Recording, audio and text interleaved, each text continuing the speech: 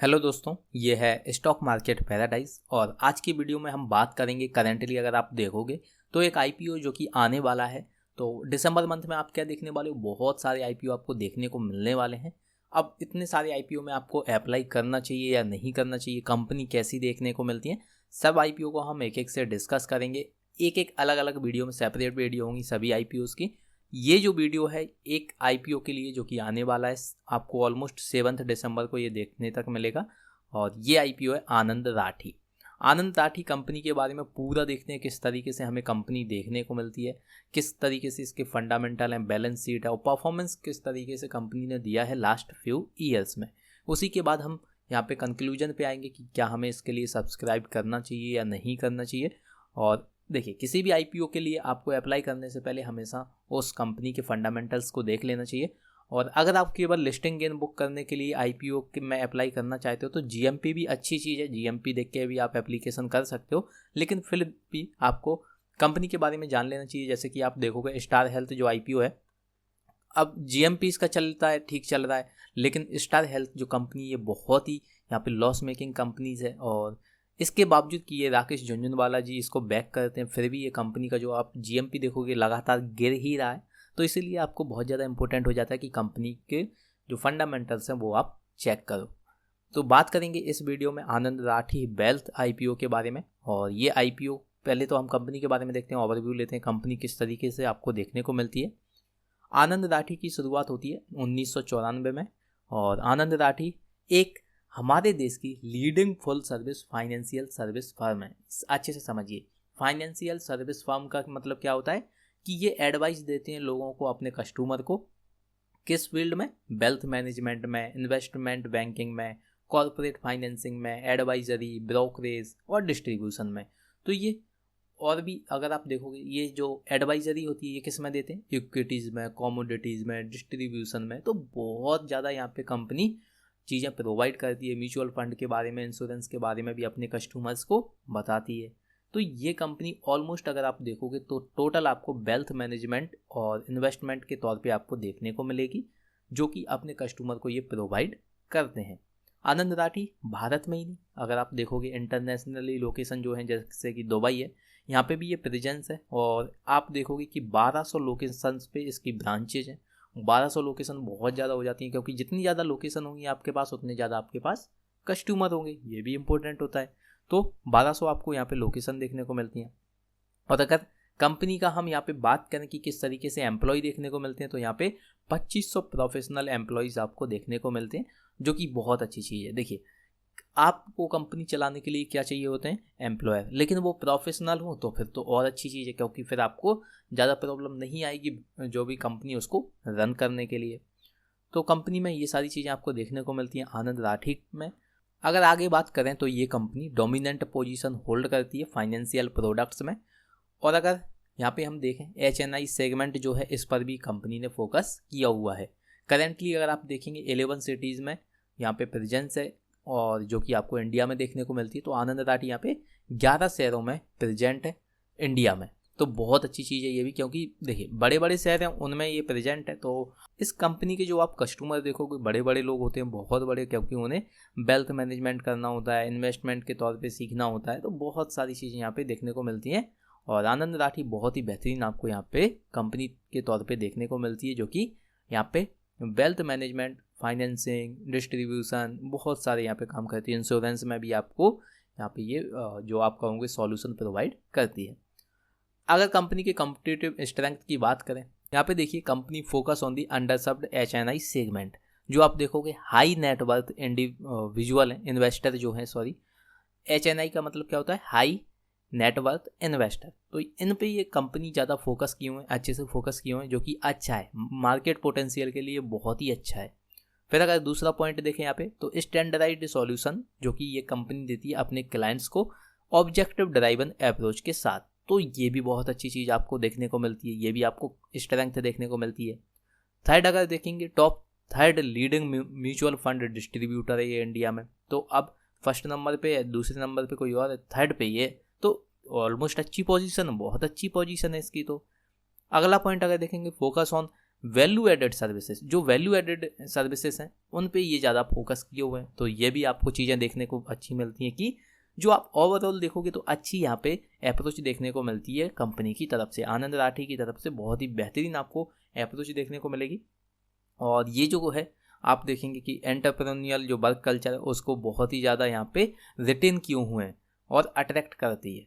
Unique marketing initiative है company के पास, क्योंकि देखिए अगर आपको यहाँ पे अपने प्रोडक्ट बेचने आपको तो क्या करना पड़ेगा, मार्केटिंग। तो इनके पास इनिशिएटिव अच्छे हैं, यूनिक इनिशिएटिव है कि जिनके द्वारा ये कंपनी अपने प्रोडक्ट की मार्केटिंग करती है। आगे अगर देखें कि किस तरीके से हमें यहाँ पे फाइनेंशियल देखने को मिलते हैं, तो यहाँ पे देखिए आप जो पर आप देखेंगे 31 अगस्त 2021 में और मार्च का देखेंगे, कंपैरिजन करेंगे 20 से।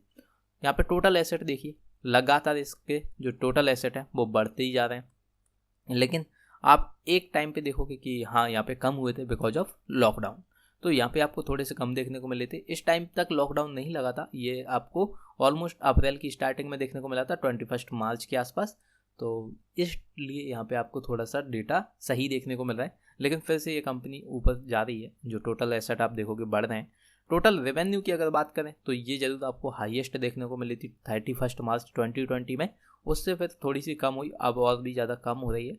लेकिन अगर ओवरऑल देखें तो ये कंपनी जो है लगातार प्रॉफिट में रही है। 510 करोड़ पहले रही, 450 करोड़। देखिए यहाँ पे रेवेन्यू अगर आप देखोगे कम है, लेकिन जो प्रॉफिट है वो बेहतरीन आपको देखने को मिलता है as compare to last quarter, जहाँ पे कि आप देखोगे यहाँ पे बहुत ही बेहतरीन रेवेन्यू है, बहुत ही बेहतरीन एसेट देखने को आपको मिल रहे हैं। उसके बावजूद भी यहाँ पे जो प्रॉफिट है वो आपको कम देखने को मिल रहा है एज कम्पेयर टू 31 अगस्त 2021। तो इसका मतलब ये नहीं है कि अगर रेवेन्यू थोड़ा सा कम हो गया तो यहाँ पे प्रॉफिट भी कम हो गया, ऐसा नहीं है। हालांकि अगर देखोगे ओवरऑल कंपनी बहुत अच्छी तरीके से यहाँ पे परफॉर्म करती हुई आपको नज़र आएगी।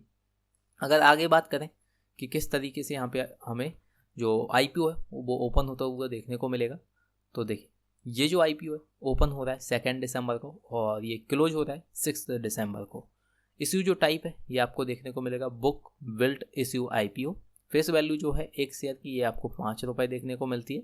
IPO का प्राइस रखा गया है, लोअर प्राइस है 530 रुपये और हायर प्राइस है 550 रुपये।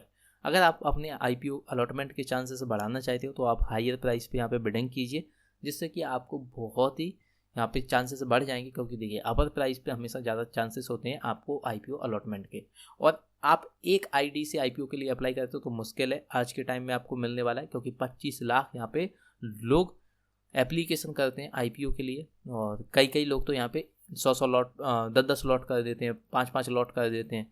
तो उससे और ज़्यादा प्रॉब्लम क्रिएट हो जाती है। इसलिए आपको क्या करना है, अपने फैमिली मेम्बर्स जो हैं सबकी ID से आप IPO के लिए अप्लाई कर दीजिए। और अगर सबके आपके पास डीमेट अकाउंट नहीं है तो लिंक मैंने डिस्क्रिप्शन बॉक्स में दे दिया, आप वहाँ पे जाके अपना फैमिली मेम्बर्स का डीमेट अकाउंट बना सकते हो। एक मार्केट लॉट की अगर बात करें तो 27 शेयर्स आपको देखने को मिलेंगे।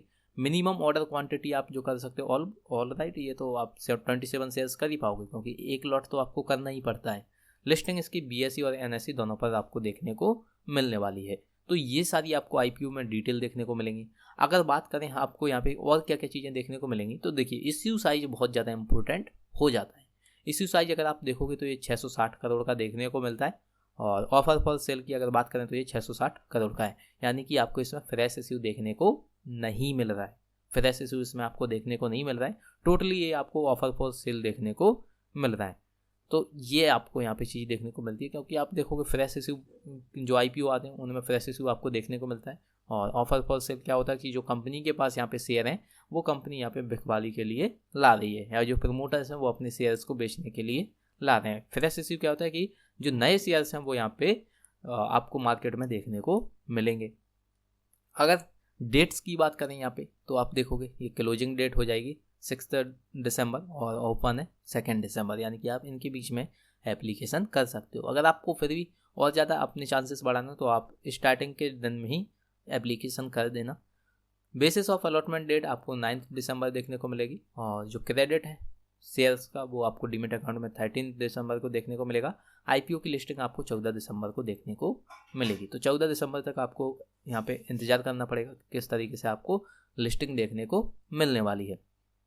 बात करें यहाँ पे कितना आप यहाँ पे इन्वेस्टमेंट कर सकते हो। मिनिमम आपको इतना तो करना ही है 14,850। मैक्सिमम जो क्वांटिटी है आप वो कर सकते हो 1,93,050 तक। लेकिन मेरे अगर आप सजेशन लें तो आप केवल 1-2 लॉट ही कीजिए, इससे ज़्यादा नहीं कीजिए, क्योंकि अभी आप मार्केट में देखोगे बहुत ही ज़्यादा वॉलेटिलिटी बहुत ही ज़्यादा आ चुकी है, थोड़े नेगेटिव सेंटीमेंट भी बन रहे हैं। तो ये सारी चीज़ें आपको देखने को मिलती हैं। अब क्वेश्चन आता है कि क्या आपको यहाँ पे आईपीओ के लिए अप्लाई करना चाहिए या नहीं करना चाहिए। उससे पहले आपको आनंद राठी का जो आईपीओ उसका अगर जीएमपी मैं बता दूं तो ये 30 नवंबर यानी कि कल के दिन आपको देखने को मिला था 80 रुपये, और ये बेहतरीन आपको देखने को मिल रहा है। हालांकि अगर देखा जाए तो ठीक आपको देखने को मिल रहा है, बहुत ही अल्टीमेट तो देखने को नहीं मिलेगा आपको। हो सकता है ये आने वाले टाइम में बढ़ जाए, तो वो मैं अपडेट आपको देता रहूँगा। अब क्वेश्चन ये आता है कि आपको आईपीओ के लिए अप्लाई करना चाहिए या नहीं करना चाहिए। कंक्लूजन पे आएँ और बात करें कि किस तरीके से आपको कंपनी देखने को मिली। तो देखिए, आनंद राठी वेल्थ आईपीओ की जो कंपनी है ये आपको बेहतरीन देखने को मिल रही है। फंडामेंटल भी इस कंपनी के स्ट्रॉन्ग है। ओवरऑल कंपनी का जो मॉडल है वो भी आपको बहुत ही अच्छा देखने को मिलता है। जो स्ट्रेंथ है कंपनी की अपने फील्ड में वो भी अच्छी देखने को मिलती है। और थर्ड लार्जेस्ट कंपनी है ये भी आपको ध्यान में रखना है कि आपको ये थर्ड लार्जेस्ट कंपनी देखने को मिलती है। अब कोई कंपनी अगर फर्स्ट सेकंड या थर्ड नंबर पे हो तो अल्टीमेटली उसे ग्रो तो करना ही है। हो सकता है कि सर्कमस्टेंसेस में वो कंपनी अच्छा ग्रो नहीं कर पाए और नीचे पायदान पे आपको देखने को मिले, लेकिन ऐसा आपको कम ही देखने को मिलेगा। अगर आप देखोगे कि जो रेवेन्यू है बहुत अच्छे तरीके से जनरेट करती है। अगर इसमें लॉकडाउन भी लगाए तो कंपनी पे ज़्यादा इफेक्ट नहीं पड़ा। और आप देखोगे नेट इनकम जो है वो बेहतरीन आपको देखने को मिलती है as compare to every quarterly result.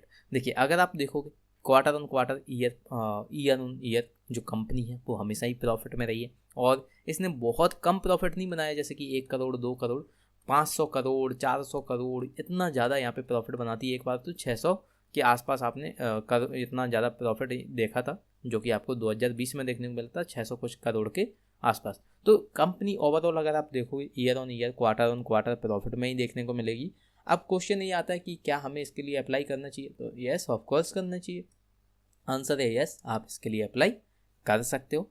और इसके लिए अगर आप चाहो तो यहाँ पे लिस्टिंग गेन के लिए भी अप्लाई कर सकते हो, और लॉन्ग टर्म के लिए अगर आप यहाँ पे रहना चाहो तो रह सकते हो। क्योंकि ओवरऑल अगर आप देखोगे कंपनी के जो आप फंडामेंटल देखोगे बहुत ही स्ट्रॉन्ग है, और आने वाले टाइम में ये आपको लॉन्ग टर्म में भी यहाँ पे अच्छा रिटर्न दे सकती है। लेकिन लॉन्ग टर्म का मतलब ये नहीं होता कि हम यहाँ पे विदाउट स्टॉप लॉस चले जाएं। देखिए, स्टॉप लॉस बहुत ज़्यादा इंपॉर्टेंट होता है। मैं हमेशा आपको बताता हूँ कि स्टॉप लॉस के बिना आपको कहीं भी यहाँ पे रुपया नहीं लगाना चाहिए स्टॉक मार्केट में। क्यों?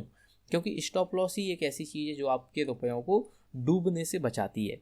कहीं आपका अगर 1,000 का नुकसान हो सकता है वहाँ पे आपका स्टॉप लॉस की वजह से 100 रुपये ही लूज़ हो सकता है आपने 1,000 रुपये यहाँ पे बुकिंग कर ली स्टॉप लॉस लगा के, और थोड़ा टाइम बाद अगर आप देखोगे 1-2 दिन बाद तो यहाँ पे 10,000 रुपये का भी लॉस आपको हो सकता था, 1,00,000 रुपये का भी आपको लॉस हो सकता था।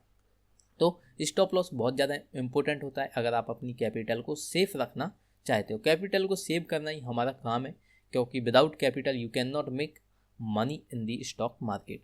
तो यहाँ पे आप लिस्टिंग गेन के लिए भी जा सकते हो और लॉन्ग टर्म के लिए भी आप रह सकते हो। लेकिन अगर आप देखो कि लॉन्ग टर्म के लिए आपको रहने के लिए क्या करना होगा, थोड़ा सा इंतजार तो करना ही पड़ेगा। इसमें वॉलेटिलिटी आपको देखने को मिलेगी जिस दिन ये लिस्टिंग होती है। अगर मार्केट में सेंटीमेंट थोड़े ख़राब होते हैं तो फिर आपको यहाँ पे और ज़्यादा प्रॉब्लम देखने को मिलेगी।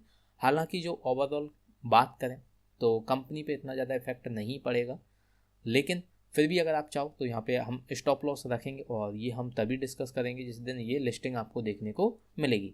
उस दिन अगर आप चाहो तो लिस्टिंग गेन बुक करके निकल सकते हो। और लॉन्ग टर्म के लिए अगर रहना है तो इसके लिए हमें क्या करना होता है, क्वार्टरली रिजल्ट देखने होते हैं, अच्छे से समझनी होती है, बैलेंस शीट, फंडामेंटल और किस तरीके से हमें देखने को मिलते हैं कंपनी के। क्योंकि देखिए बहुत सारी चीज़ें होती हैं चार्ट के, जो आप देखोगे कैंडल्स को समझना पड़ता है, balance sheet, quarterly result, investor जो पैटर्न होता है उसे समझना होता है। तो उसके बाद ही हम लॉन्ग टर्म के लिए जाते हैं। लेकिन ओवरऑल अगर आप देखोगे year on year company profit बना रही है, अच्छे फंडामेंटल देखने को मिलते हैं, थर्ड लार्जेस्ट कंपनी आपको देखने को मिलती है वेल्थ मैनेजमेंट में, तो इसमें आप जा सकते हो।